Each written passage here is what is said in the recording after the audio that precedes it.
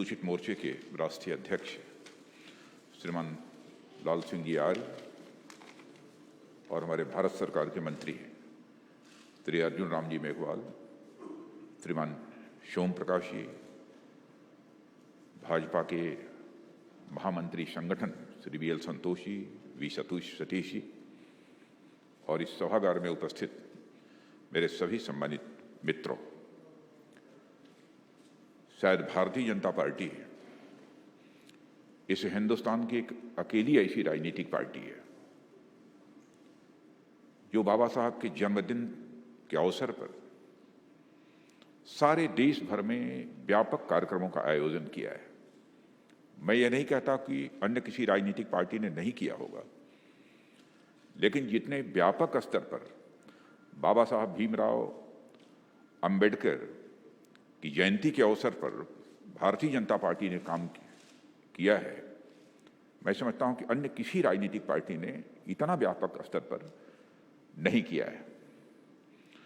और लाल सिंह जी आर्य जो हमारे अनुसूचित मोर्चे के अध्यक्ष हैं, वो अनुसूचित मोर्चे के अध्यक्ष हैं, इसलिए केवल उन्हीं के द्वारा यह कार्यक्रम सारे देश में हो रहा है ऐसा नहीं माना जाना चाहिए। पूरी की पूरी भारतीय जनता पार्टी लाल सिंह जी आर्य के साथ खड़ी होकर इस प्रकार के कार्यक्रम को आयोजित कर रही है।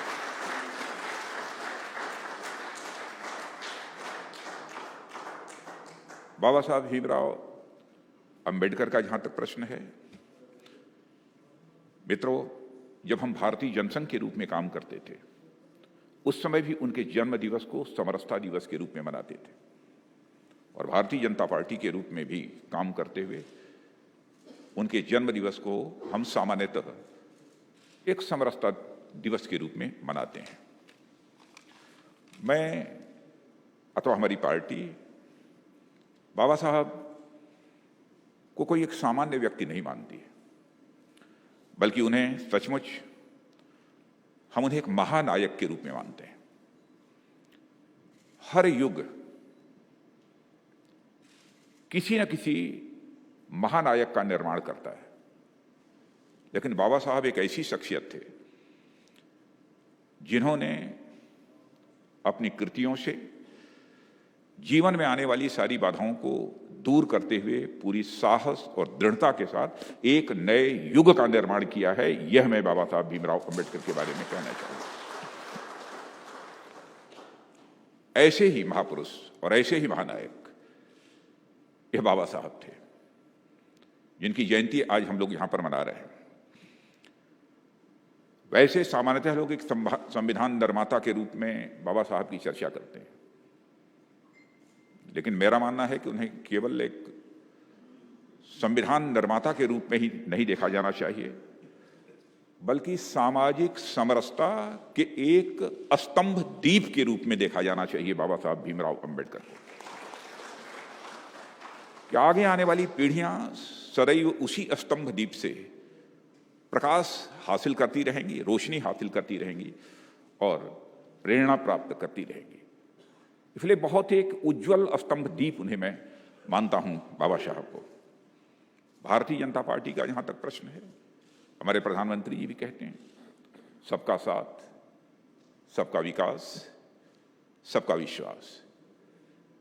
सहज रूप से कोई व्यक्ति सच्चाई को स्वीकार कर लेगा कि हम सबका साथ, सबका विकास और सबके विश्वास की यदि हम बात करते हैं तो हम पूरी अपनी श्रद्धा और प्रतिबद्धता यह बाबा साहब भीमराव अंबेडकर के प्रति व्यक्त करते हैं, उनके विचारों के प्रति व्यक्त करते हैं। जिसकी बाबा साहब भीमराव अंबेडकर के विचारों के प्रति श्रद्धा और प्रतिबद्धता नहीं होगी, वह कभी भी उसके मुंह से उसके दिल की आवाज यह कभी नहीं होगी कि सबका साथ, सबका विकास और सबका विश्वास। और मैं यह भी कहना चाहूंगा कि बाबा साहब को एक दलित आइकन के रूप में नहीं देखा जाना चाहिए। सामान्यतः कुछ लोग बोलचाल की भाषा में कह देते हैं कि सचमुच भारत में कोई दलित आइकन था तो बाबा साहब भीमराव अंबेडकर थे। मैं बाबा साहब को एक दलित आइकन के रूप में न कभी देखा था, न देखता हूं और न हमारी पार्टी ने कभी देखा है और न देखेगी। बाबा साहब भीमराव अंबेडकर के मैं कई स्वरूप देखता हूं। एक ब्रिलियंट राइटर और इंटेलेक्चुअल तो वो थे ही, इसमें कहीं दो मत नहीं है, लेकिन एक बहुत ब्रिलियंट और एक अच्छे शानदार राइटर होने के बावजूद बाबा साहब भीमराव अंबेडकर के ऐसी शख्सियत थे जो सदैव अपनी जड़ों से जुड़े हुए थे। वह अपनी जड़ों से कभी उन्होंने अपने को कटने नहीं दिया। विदेशों में भी शिक्षा उन्होंने प्राप्त की। एक अच्छी खासी मान्यता केवल भारत में ही नहीं, बल्कि आपको जानकर खुशी होगी कि दुनिया के अन्य देशों के इंटेलेक्चुअल्स में, बुद्धिजीवियों के अंदर बाबा साहब भीमराव अंबेडकर की एक मान्यता रही है। और उनके भाषणों को, उनके जब कार्यक्रम होते थे, तो जो माने जाने इंटेलेक्चुअल्स हैं, उन कार्यक्रमों में उनके विचारों को सुनने के लिए लोग उपस्थित होते थे। मेरे जैसा व्यक्ति यदि बाबा साहब भीमराव अंबेडकर के बारे में विचार करता है तो मैं कभी सोचता हूं क्या कहूं इन्हें, केवल इंटेलेक्चुअल कहकर छोड़ दूं? क्या मैं उन्हें केवल राइटर कहकर छोड़ दूं? मैंने जो उनके जीवन के विभिन्न पहलुओं का अध्ययन किया है, मैं इस नतीजे पर पहुंचा हूं। अब सच्चाई तो यह है मैं किसी नतीजे पर नहीं पहुंचा हूं।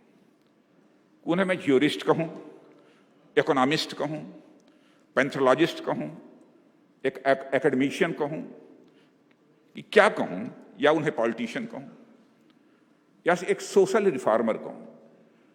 सच्चाई है कि मैं किसी नतीजे पर नहीं पहुंच पाता कि मैं कहूं क्या।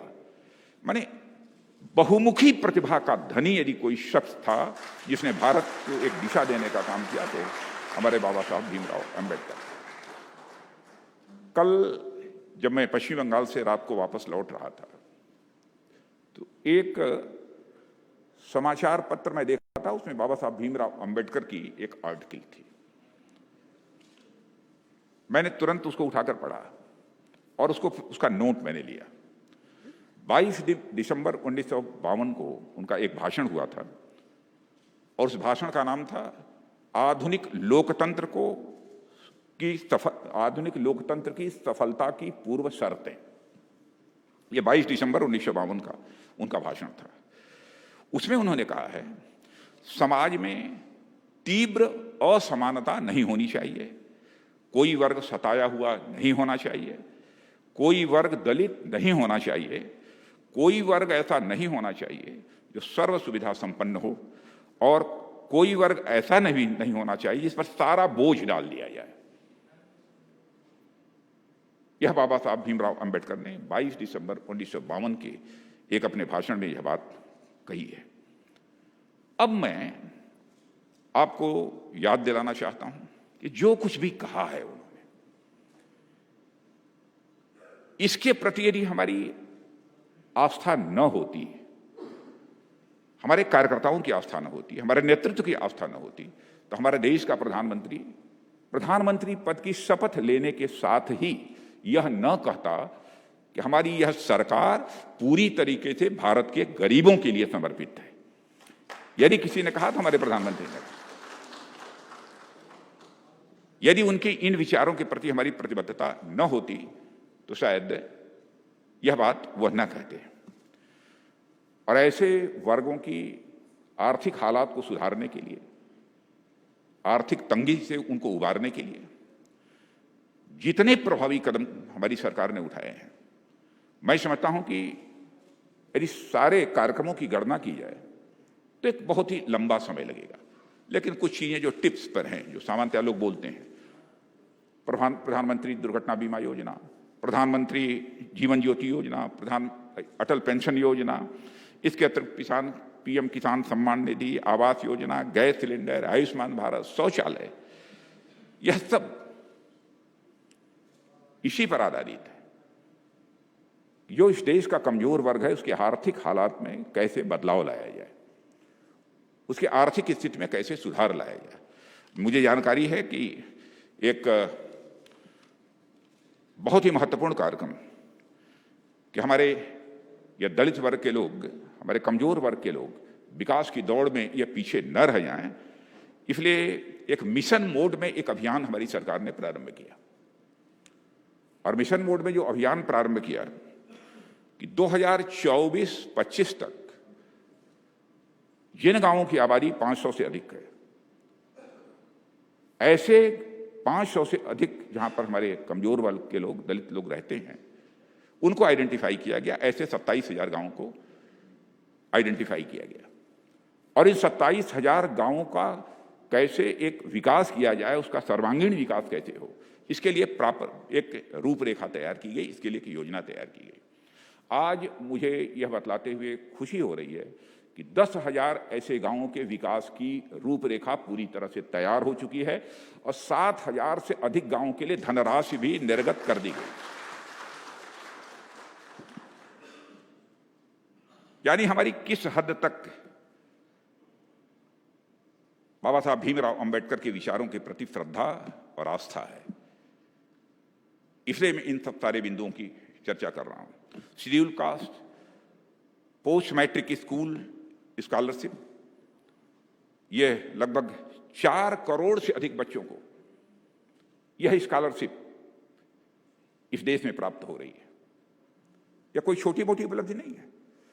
यह वही व्यक्ति कर सकता है, वही संस्था कर सकती है, वही सरकार इस काम को कर सकती है जिसकी बाबा साहब भीमराव अंबेडकर के विचारों के प्रति श्रद्धा होगी, आस्था होगी। वही कर सकता है, नहीं तो और कोई दूसरा नहीं कर सकता है। इसलिए मैं कहना चाहता हूं कि हमारी ही एक पार्टी है जिसने बाबा साहब भीमराव अंबेडकर में सरकार बनने के साथ ही एक, आप लोगों को जानकारी होगी कि स्मारक लंदन में, जहां पर बाबा साहब भीमराव अंबेडकर पढ़ते थे, वहां पर स्मारक बनाने का काम यदि किसी ने किया, महाराष्ट्र गवर्नमेंट ने उसे खरीदा और उसको स्मारक के रूप में परिवर्तित करने का काम किसी सरकार ने किया, तो हम ही और आप लोगों की सरकार नहीं किया। और दिल्ली में 200 करोड़ रुपए से अधिक धनराशि लगाकर एक अंबेडकर इंटरनेशनल सेंटर की भी स्थापना हुई है। और मैं तो आप सबसे भी आग्रह करूंगा कि अंबेडकर इंटरनेशनल सेंटर आप सभी को जाना चाहिए, उसको देखना चाहिए और अन्य लोगों को भी अंबेडकर इंटरनेशनल सेंटर देखने के लिए उन्हें प्रेरित करना चाहिए। चैत्य भूमि, उससे भी आप सभी परिचित हैं, उनकी समाधि स्थल है। उस समाधि स्थल को भी एक स्मारक के रूप में परिवर्तित करने का काम यदि किसी ने किया है तो यह भारतीय जनता पार्टी की ही सरकार ने किया है। जैसा मैंने कहा कि बाबा साहब भीमराव अंबेडकर को केवल एक दलित नेता अथवा समाज के कमजोर वर्गों के लिए काम करने वाला एक नेता इस रूप में हमें नहीं देखना चाहिए। उन्होंने कई बड़े बड़े काम किए हैं। शायद आप लोगों को इस बात की जानकारी नहीं होगी कि एम्प्लॉयमेंट एक्सचेंज खड़ा किया जाना चाहिए।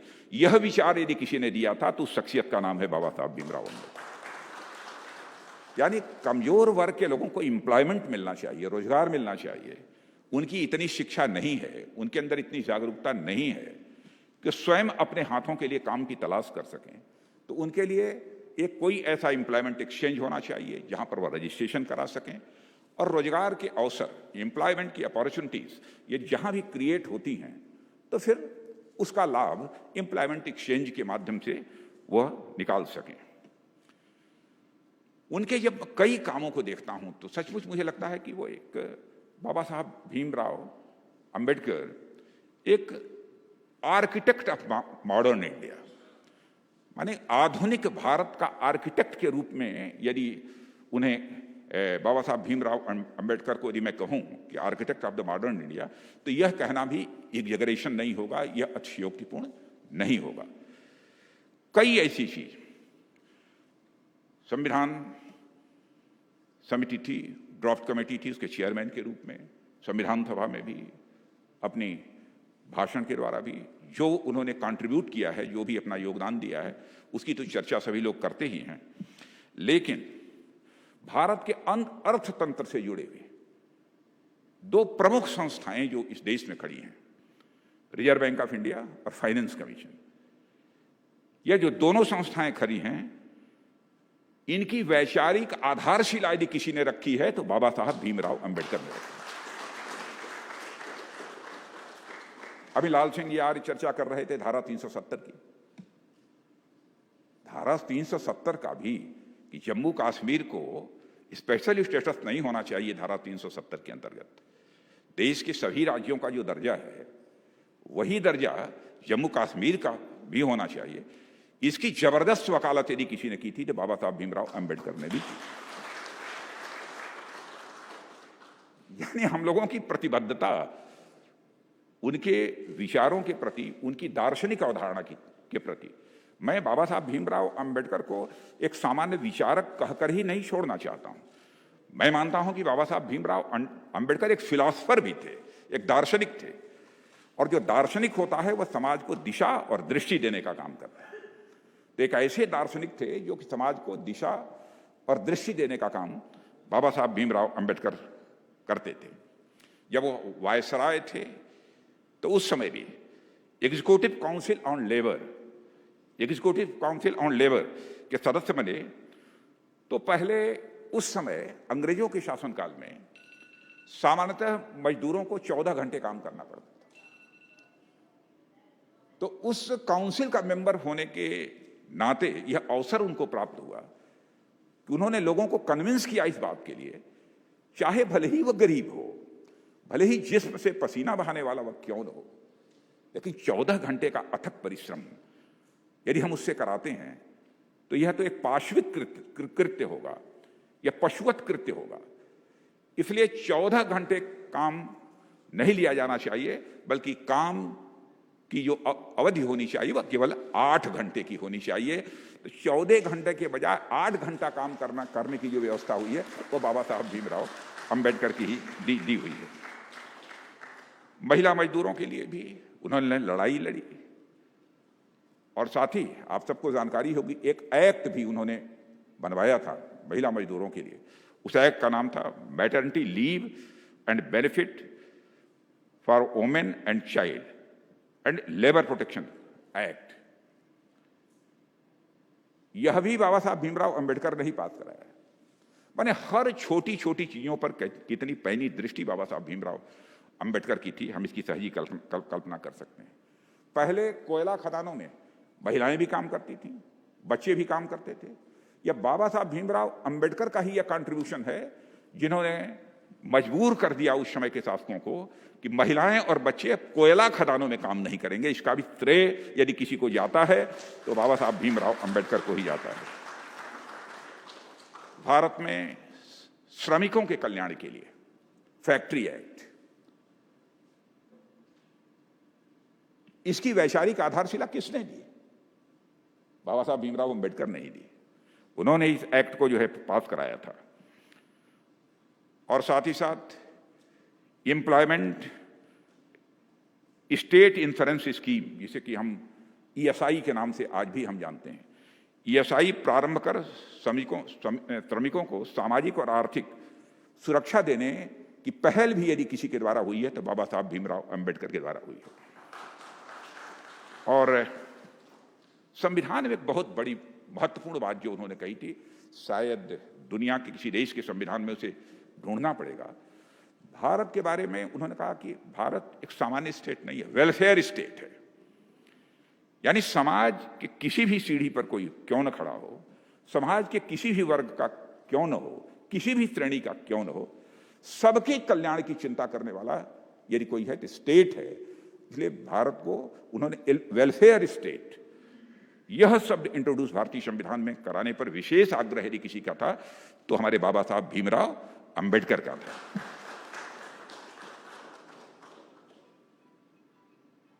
जल की भी आवश्यकता है, बिजली की भी आवश्यकता है।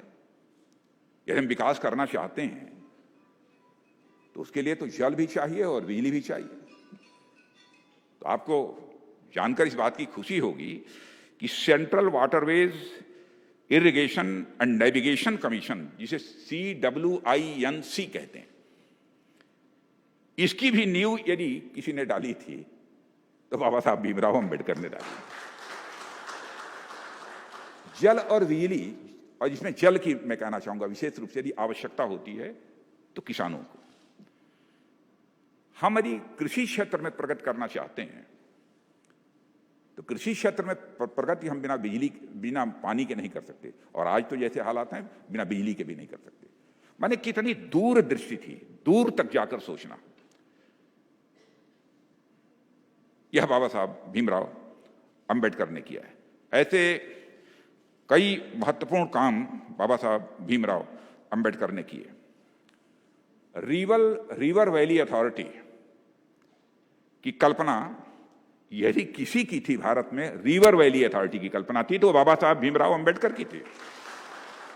आज उसका साकार स्वरूप यदि आपको देखने को मिल रहा है, दामोदर वैली प्रोजेक्ट, हीराकुंड बांध इस रूप में देखने को मिल रहा है। और इसकी सफलता का भी एहसास जो लोग इसके बारे में जानते होंगे उनको निश्चित रूप से होगा, ऐसा मेरा मानना है। सब मिला जुलाकर बाबा साहब के बारे में मैं ये कहना चाहूंगा, अगर हम लोकतांत्रिक मूल्यों, सामाजिक दायित्वों और साथ ही साथ संविधान के प्रति हम सच्ची निष्ठा रखते हैं, तो सचमुच यही बाबा साहब भीमराव अंबेडकर के प्रति हमारी सच्ची श्रद्धांजलि होगी। इन्हीं शब्दों के साथ मैं पुनः अपनी तरफ से और आप सबकी तरफ से बाबा साहब भीमराव अंबेडकर के प्रति श्रद्धांजलि अर्पित करते हुए अपना निवेदन समाप्त करता हूं।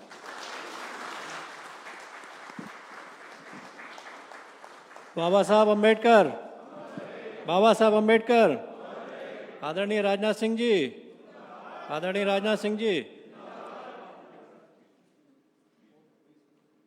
अभी हमें अपने आदरणीय मुख्य अतिथि आदरणीय राजनाथ सिंह जी का मार्गदर्शन प्राप्त हुआ। अब मैं अनुरोध करना चाहूँगा अपने भारतीय जनता पार्टी एससी मोर्चे के राष्ट्रीय महामंत्री